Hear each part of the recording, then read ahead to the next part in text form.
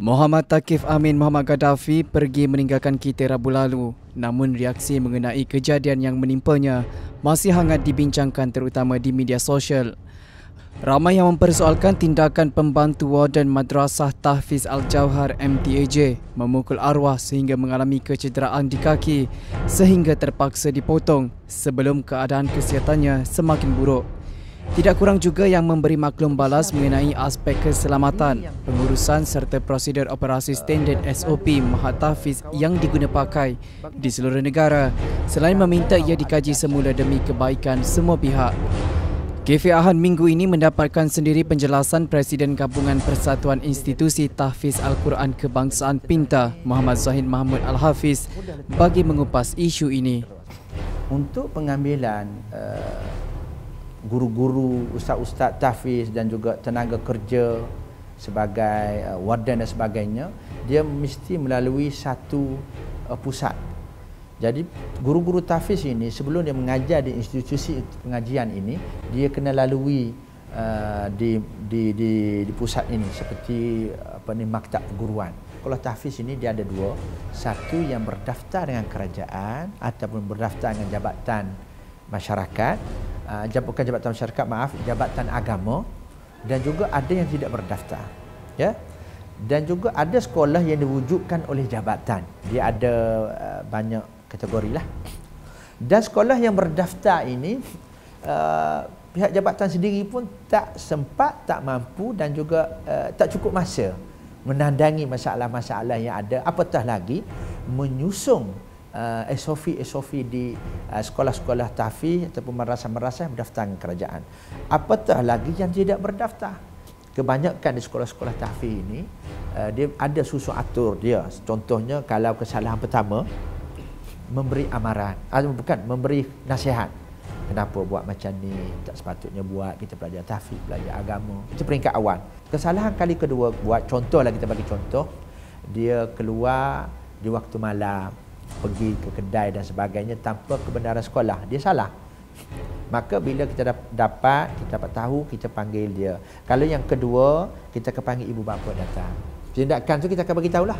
Contohnya kita akan suruh solat taubat di surau, ataupun kita suruh berzikir 500 la ilaha illallah ataupun subhanaka inni kuntu minaz zalimin. Kan?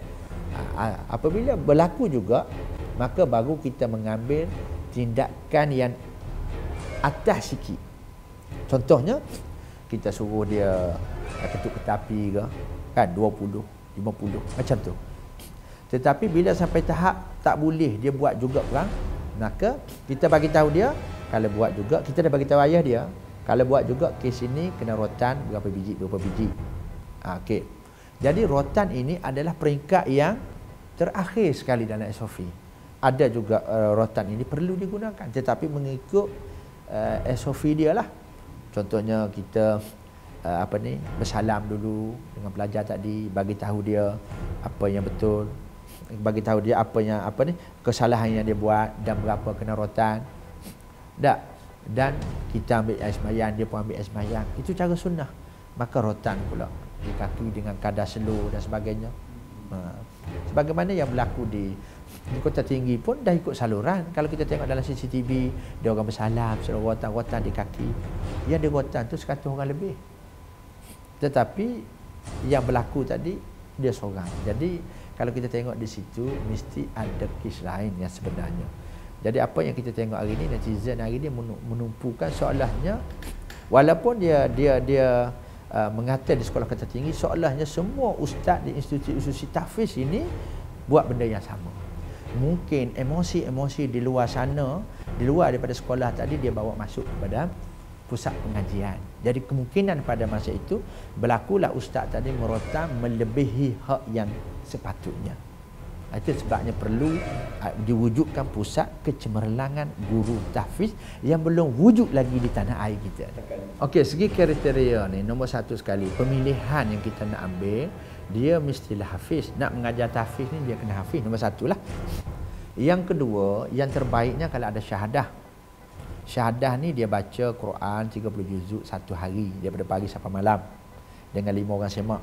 Ataupun dia baca 2 hari, ataupun dia baca 3 hari. Jadi orang yang ada syahadah ini kita utamakan. Lepas yang kedua, ustaz yang ada pengalaman. Cuma sebab tu kita kata tadi segi kriteria untuk mengambil ustaz ini, oleh kerana kita tidak ada contoh seperti pusat kecemerlangan guru tahfiz, mana kita tak boleh buat standard ustaz tu macam mana. Mana segi SOP dia tu kita tak ada, cumanya kita ambil atas pengalaman. Okey, komen ustaz, sebenarnya kita tak boleh menilai seseorang itu kerana dia salah maka dia akan salah selama-lamanya. Itu satu konsep yang salah segi kemasyarakatan. Kalau kita berpegang dengan begitu, bermaknanya orang yang masuk ataupun menjadi banduan ini dia tetap menjahat sampailah dia mati. Ya? Jadi kita kena lihat dalam konsep kasih sayang, dalam konsep kemasyarakatan. Salah itu sudah berlalu. Masa berlaku kes pun dia umur 18. Dia masa tu muda remaja. Kita tak boleh kaitkan elemen yang berlaku sekarang dengan dulu. Yang dulu itu dulu. Walaupun bekas banduan, kita tak boleh berprasangka bahawa dia ni dah jahat. Orang jahat tetap jahat. Jadi kita telah melihat keburukan. Kita kena melihat kebaikan sebab dia diterima atas dasar dia sudah berakhlak baik. Dan dia masa dia di penjara dulu pun dia dibagi tempoh setahun keluar awal kerana akhlak yang baik. Maka setelah keluar tadi dia ada belajar apa semua, dah bawa agama lagi kehidupan, dah kita kata dia sudah ada penghayatan Islam. Jadi tempoh masa 10 tahun ini agak lama lah, daripada umur 18 hingga sekarang 28, 11 tahun dia umur 29 sekarang. Jadi tak logik lah kita nak letakkan kesalahan tu macam tu. Sebab orang yang belajar, orang yang tahu, dia tidak akan mengenepikan. Sebab kalau kita tengok lahirnya tahfiz hari ini daripada mana? Daripada sekolah menengah. Lahir tahfiz. Lahirnya orang-orang pelajar-pelajar hafiz hari ini yang jadi imam kat masjid-masjid kampung kita. Ya, yang jadi imam di masjid-masjid negeri, yang jadi imam di masjid-masjid besar 30 juzuk. Daripada mana mereka datang? Daripada sekolah-sekolah menengah, daripada sekolah-sekolah rendah. Arus perdana? Tidak. Melalui sekolah-sekolah tahfiz, melalui sekolah-sekolah alim, mahad tahfiz. Jadi kalau kita kata tidak relevan, maka kewujuban orang-orang yang hafiz dalam masyarakat kita ini tidak relevan. Jadi kita merendahkan martabat para hufaz. Kita merendahkan martabat ayat-ayat Allah. Ini yang paling besar dan kita kena faham. Kita jangan cepat membuat andaian. Ya, kita berlapang dada dalam isu sebegini. Kerana kita tak tahu siapa yang silap, siapa yang salah. Kerana kita bagi ruang yang seluas-luasnya kepada pihak yang berwajib. Kita berlapang dada, kita tunggu dan lihat hasil siasatan. Barulah kita boleh nak bercakap dan sebagainya. Ini tak ada cerita apa-apa, kita dah begini. Jadi ini tak bagus segi kemasyarakatan lah. Dan juga yang kedua harapannya supaya jabatan-jabatan agama negeri boleh bekerjasama dengan persatuan-persatuan lah, maksudnya untuk kebajikan bersama dalam institusi tahfiz di negeri-negeri dan umumnya di seluruh Malaysia lah, supaya tahfiz ini juga dapat membantu modal insan untuk Malaysia ini.